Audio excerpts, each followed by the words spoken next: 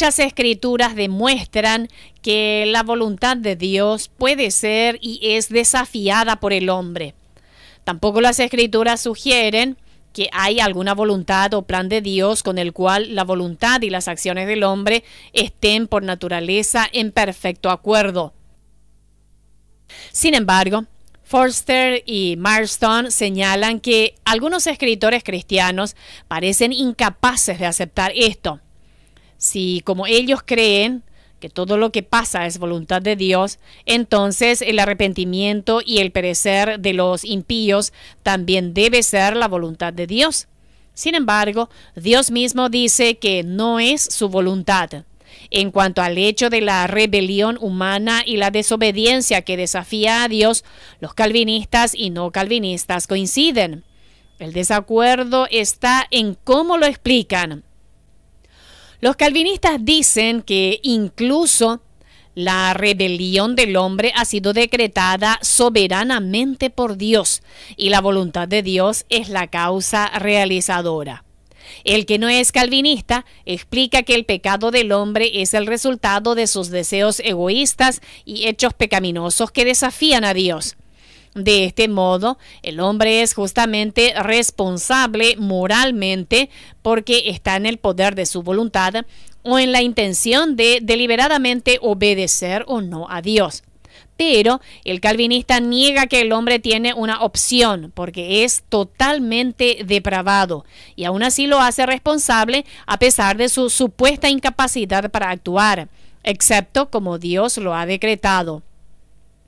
Por lo tanto, cualquier opción independiente por parte del hombre, incluso para pecar, debe ser negada para mantener el tulip. Esto es cierto especialmente cuando se trata de la salvación. Pink escribe: para decir que la salvación del pecador resulta por la acción de su propia voluntad, es otra forma dogmática que deshonra a Dios por una salvación lograda con esfuerzos humanos. Cualquier movimiento por parte de la voluntad es una obra. Por el contrario, hay una diferencia enorme entre decidir o tener la voluntad para hacer algo y realmente hacerlo.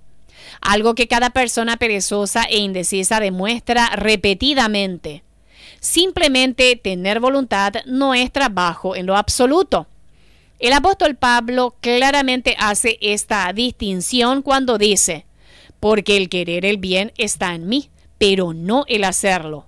Romanos 7:18. Por cierto, la voluntad de Pablo no era el problema, sino su incapacidad, aún como una persona regenerada, de hacer el bien que quiere y abstenerse de la maldad que su voluntad rechaza. El Evangelio es el poder de Dios para salvación a todo aquel que cree. Romanos 1:16.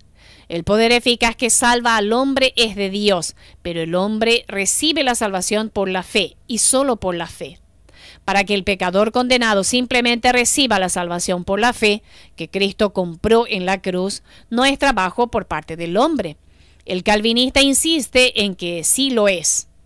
Para que Pink llame el recibir a Cristo por la fe un esfuerzo humano, es inventar su propio significado de las palabras.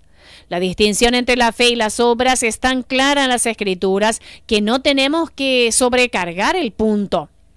Es la perspectiva extrema de los calvinistas en cuanto a la soberanía de Dios que les lleva a rechazar la enseñanza bíblica de que la salvación se ofrece libremente a todos. En cambio, limitan la salvación solo a los elegidos. Por el contrario, argumentan que si el hombre es libre de aceptar o rechazar la salvación, esto deja la decisión final al hombre y Dios queda a su merced. ¿Estás sugiriendo, objetan, que Dios quiere salvar a toda la humanidad pero carece del poder para hacerlo? Esto es una negación de la soberanía y la omnipotencia de Dios, que hay algo que Él desea pero no puede lograrlo. Aún MacArthur, Piper y otros dicen que Dios desea la salvación de todos, pero no lo decretó. Esto es una real contradicción, considerando que no es contradicción decir que Dios ha dado al hombre la libre elección de recibir o no a Cristo. Por cierto que el poder de Dios no tiene relación con su gracia y amor que proporcionan la salvación. Además, como veremos, hay muchas cosas que Dios no puede hacer y la falta de poder no es la razón de ello. Tampoco mitiga su soberanía en lo más mínimo.